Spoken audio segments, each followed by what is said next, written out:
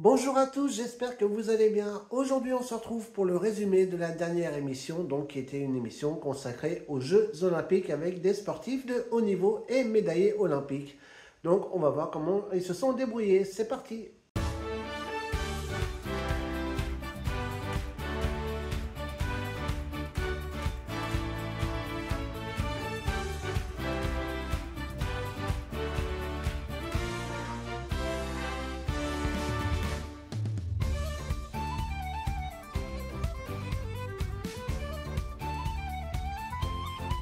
Alors, on va d'abord commencer comme d'habitude par la présentation de l'équipe. Alors, j'ai pris mes notes parce que là, ils sont 7 et comme c'est des médailles olympiques, bon, c'est pas mon meilleur domaine, donc je préfère pas vous dire de bêtises.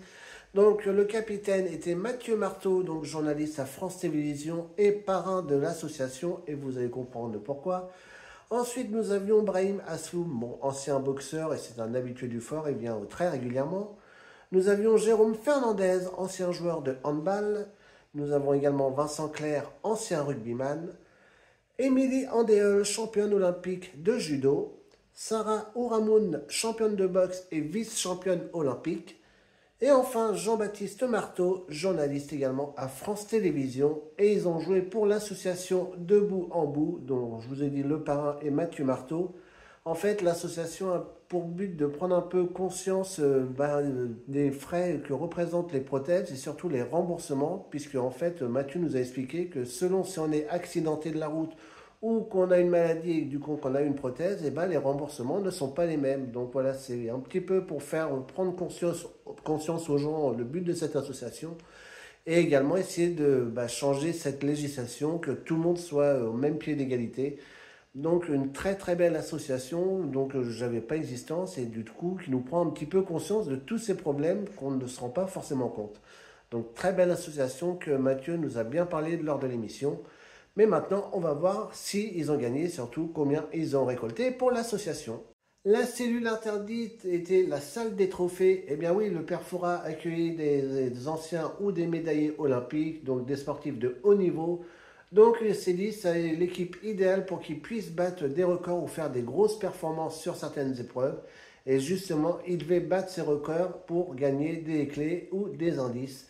Donc on va voir s'ils ont réussi à bien se débrouiller. Donc on commence la quête des clés avec la double lutte et évidemment intervention de la salle des trophées, puisque le record de cette épreuve était d'avoir récupéré la clé en 18 secondes. Record battu par Florent et Laure Manodou. Et du coup, Vincent Clerc et Émilie Auréole ont été désignés pour battre ce record. Et du coup, pour gagner la clé, ils devaient réussir à battre Big Boo et Lady Boo en moins de 18 secondes. Chose qu'ils ont réussi puisqu'ils ont récupéré la clé en 12 secondes. Donc ça va être un record très dur à battre. En tout cas, record battu et première clé pour l'équipe. Ensuite, l'épreuve suivante, c'est l'horlogerie. Et là, c'est Jean-Baptiste qui s'est rendu. Et il a été juste parfait. Il n'a fait aucune chute, ce qui est très rare à l'horlogerie. De mémoire, je crois même que c'est la première fois.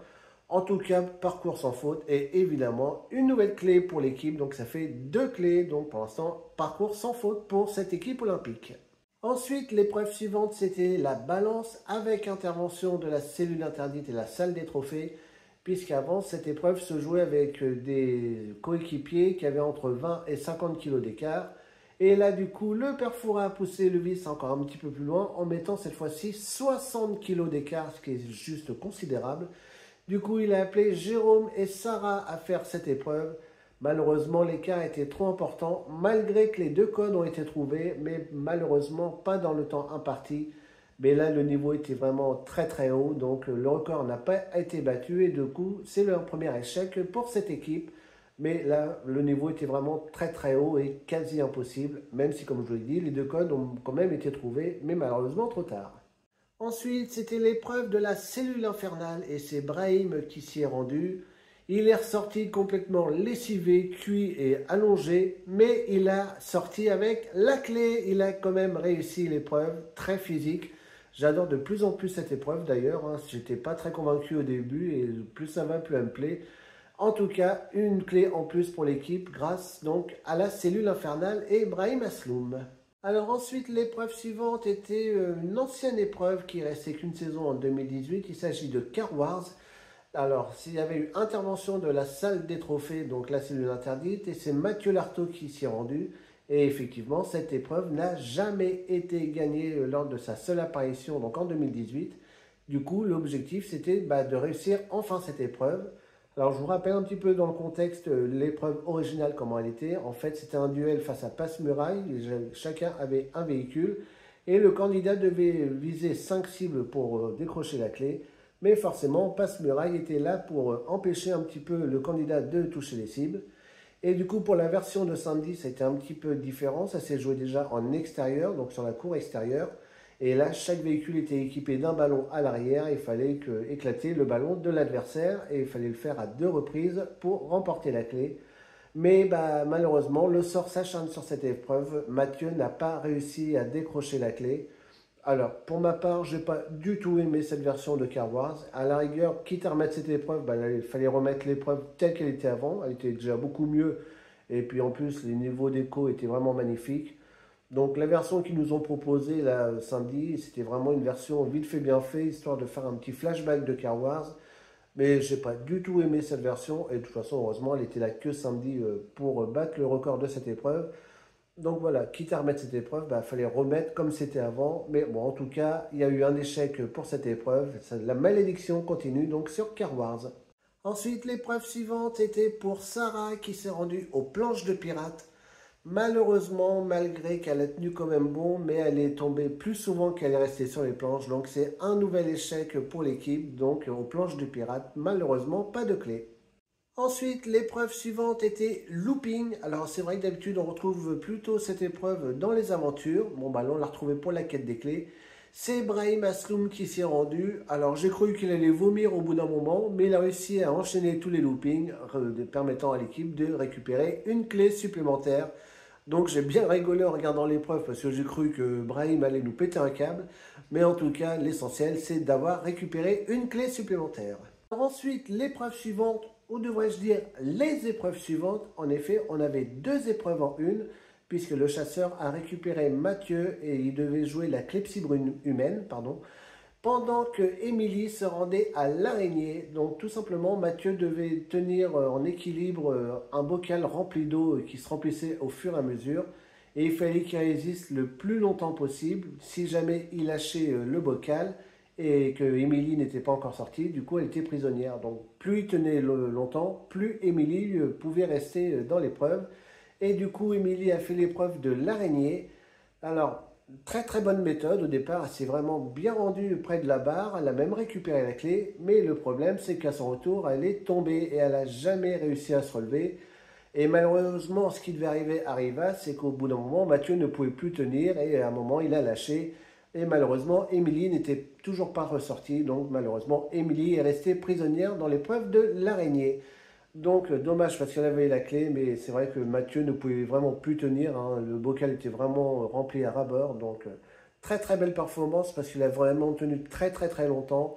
Malheureusement, Émilie, comme disent dans l'intro de l'épreuve, les yeux de l'araignée sont complètement collés. Et bien du coup là, c'est Émilie qui était restée complètement collée.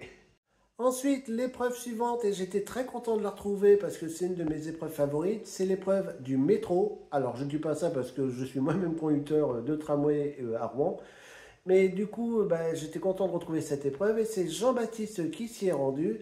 Et c'est une réussite, il a réussi à avoir la clé, ce qui est très rare dans cette épreuve, qui est vraiment très très dure et où souvent on finit prisonnier.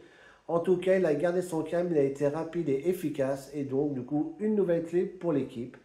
Donc voilà, comme je vous l'ai dit, j'adore vraiment cette épreuve, non pas parce que c'est le thème du métro et que c'est mon boulot, mais l'aspect de l'épreuve en elle-même, hein, la thématique, la déco, et l'épreuve en elle-même, le fait que tout s'inonde au fur et à mesure, moi je trouve que c'est vraiment une belle performance des équipes de Fort Boyard. Donc voilà pourquoi c'est vraiment une de mes cellules préférées.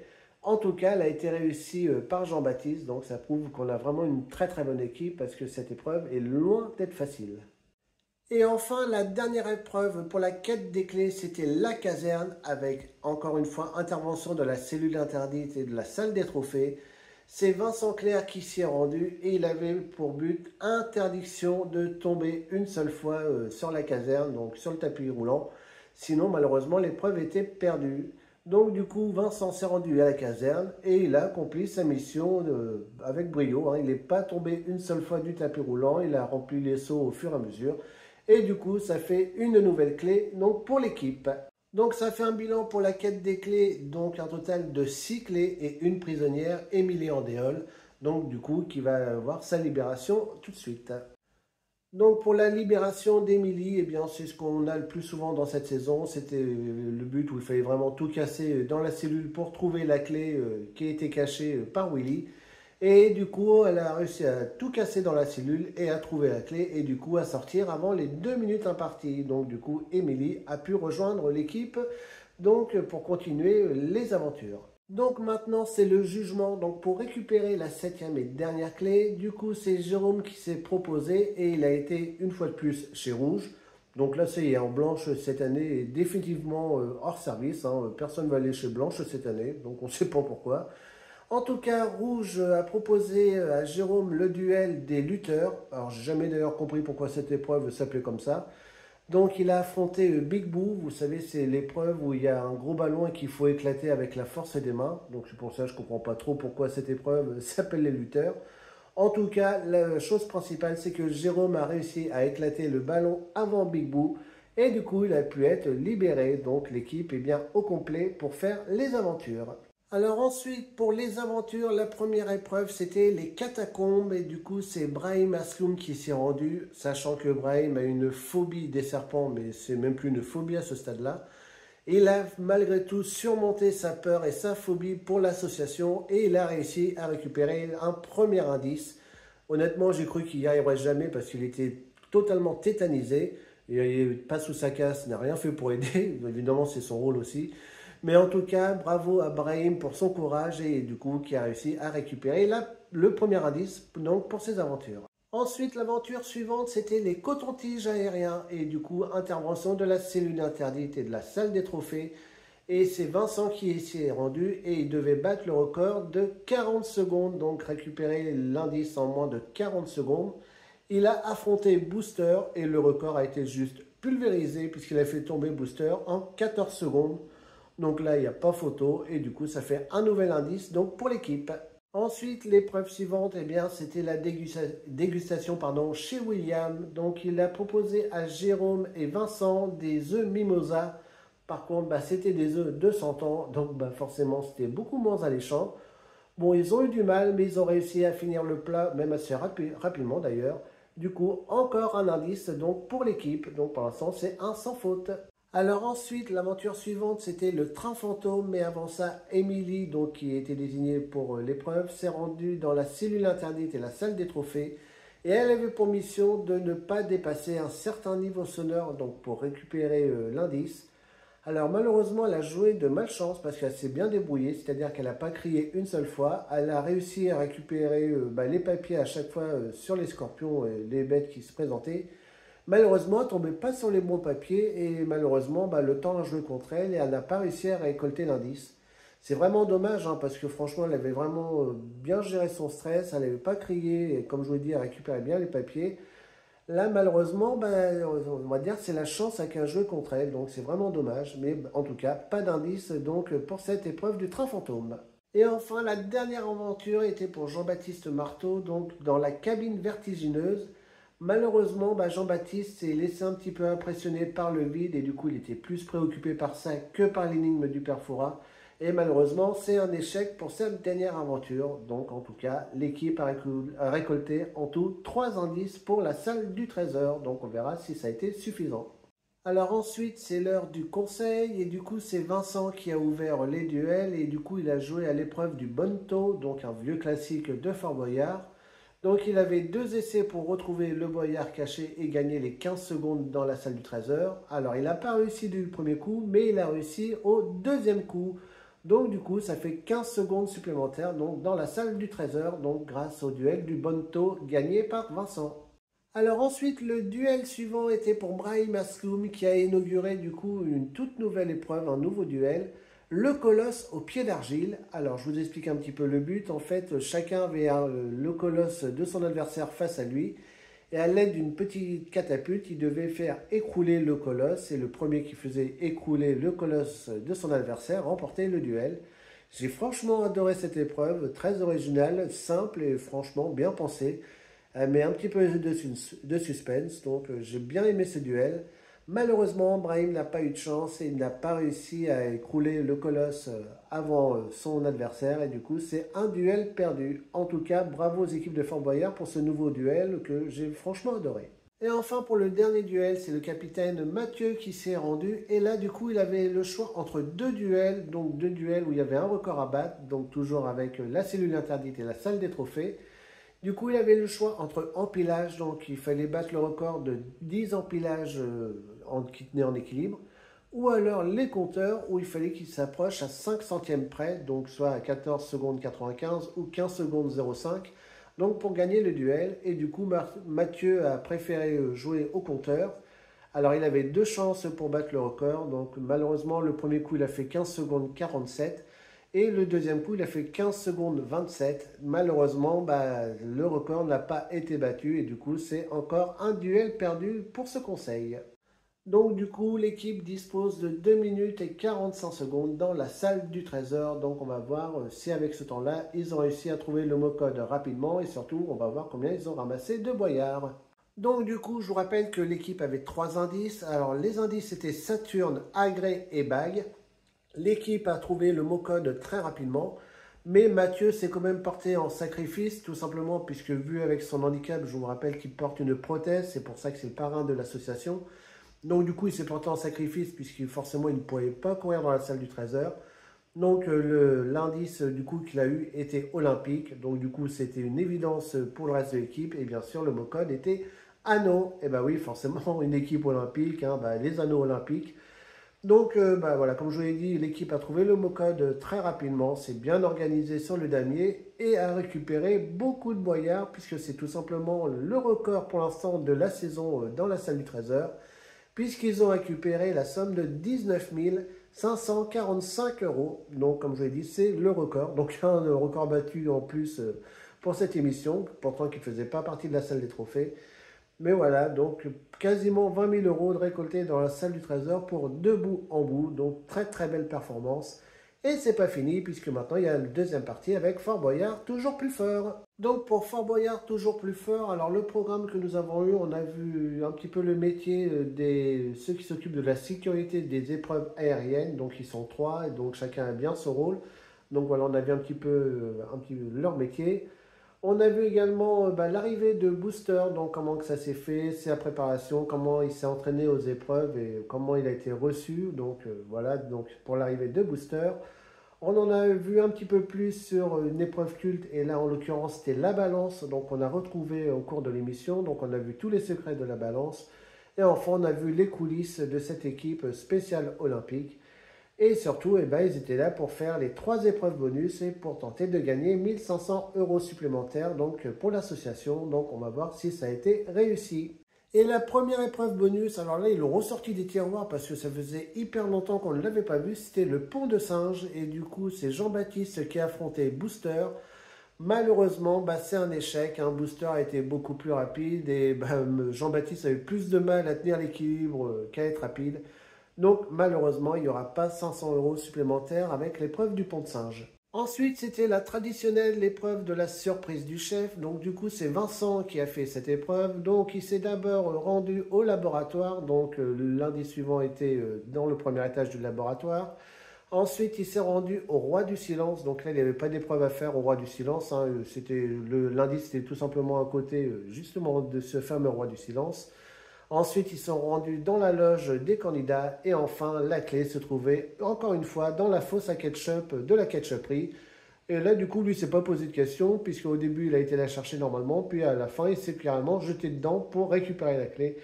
En tout cas, 500 euros supplémentaires donc, pour l'association avec cette épreuve de la surprise du chef.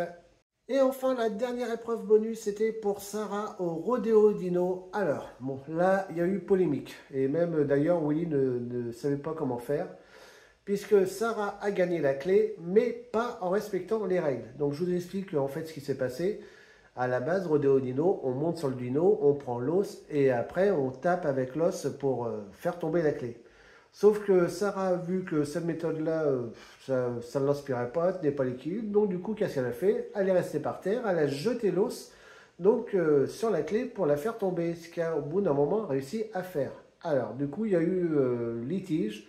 Willy ne savait pas s'il devait valider ou non l'épreuve. Du coup, il a dérangé le père Fouras, qui était en train de dormir d'ailleurs. Alors le père Fouras donc a été pour une fois généreux, il a dit ok bon bah vous accordez les 500 euros, par contre ça sera sur ta paye Willy, donc bon je pense pas qu'ils feront ça, mais voilà ils ont été indulgents, je pense honnêtement ça aurait été pendant la quête des clés, ça aurait été refusé, donc là c'était pour la deuxième partie, ils ont été un peu plus conciliants. Bon en tout cas les 500 euros ont été validés, pas dans les règles, mais en tout cas l'essentiel c'est que ça fait ça en plus pour l'association, donc avec Sarah au Rodéo Dino, dans sa version à elle finalement.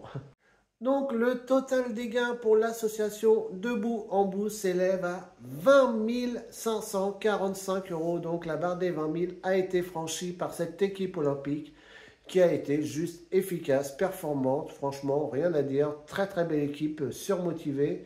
Et comme je vous ai dit en début de résumé, Mathieu nous a bien fait prendre conscience de cette association. Hein. Donc j'étais content pour eux, parce que c'est vraiment mérité, et en tout cas plus de 20 000 euros récupérés par l'équipe. Donc franchement, ils n'ont pas démérité leur exploit olympique, et du coup, ils pouvaient avoir aussi la médaille d'or à Fort Boyard, hein, parce qu'ils ont été franchement très très bons.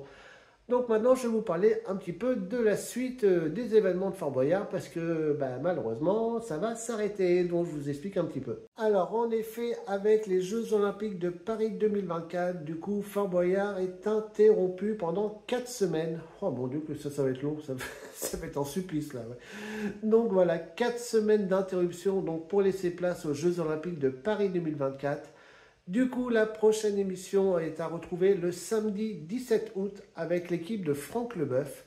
Et pour le résumé de cette émission-là, ou peut-être celle d'après, du coup je ne sais pas trop, je vous prévois une petite surprise. Vous savez qu'à chaque fin d'émission, Olivier Mine présente les petits boyards qui sont faits par la Monnaie de Paris. Ces boyards, depuis des années, me font de l'œil et du coup, je me suis enfin décidé à en commander un.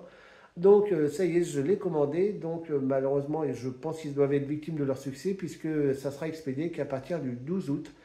Donc je pense pas que je l'aurai le 18, à moins que la livraison soit très rapide. En tout cas, si ça sera le 17 ou le 24, mais dès que je l'aurai, forcément, je vous montrerai ce fameux boyard de collection frappé par la Monnaie de Paris. Donc sachez que sur le site, il est en vente au prix de 4,50 €, donc il est vraiment pas cher. Alors faites attention, par contre, il y a pas mal de frais de port, ça c'est un petit peu l'inconvénient. Si on habite pas loin, c'est vrai qu'on peut prendre sur place, mais bon, moi je suis beaucoup trop loin pour le récupérer. Donc voilà, je l'ai commandé et je suis très impatient de le recevoir. Donc du coup, ils m'ont dit que ça sera expédié à partir du 12 août. Mais dès que je l'ai, du coup, je ne manquerai pas de vous le présenter donc, sur un des derniers résumés donc, de la saison. Donc je vous rappelle en tout cas le prochain rendez-vous de Fort Boyard le samedi 17 août. Et du coup, on ne perdra pas les habitudes. Hein, je vous ferai le résumé de l'émission le lendemain. Donc voilà pour ce dernier résumé avant la pause olympique. Donc j'espère que ces petits résumés vous plaisent. Donc pour l'instant, on peut faire un petit bilan mi-saison. Moi, je suis assez convaincu. Hein. Je sais que j'entends beaucoup de critiques sur cette saison. C'est vrai qu'il y a des cellules interdites moins intéressantes que d'autres. Hein. L'Entre des cauchemars, pour ma part, je n'ai pas trop aimé. Après, la cellule informatique, le repère des bannis, la même celle de la dernière émission, la celle de trophée m'ont bien emballé. Donc pour moi, la saison répond à mes attentes, donc je suis assez convaincu et puis j'ai hâte de voir la suite des deux derniers épisodes estivaux avant de retrouver les 2 épisodes de spécial 35 ans à Halloween et Noël. Donc moi, en attendant, je vous fais bien sûr à tous de gros bisous. Il y a des vidéos du parc Astérix qui vont sortir très prochainement en attendant le retour des résumés de Fort Boyard. Donc plein de bisous tout le monde et à très vite. Au revoir.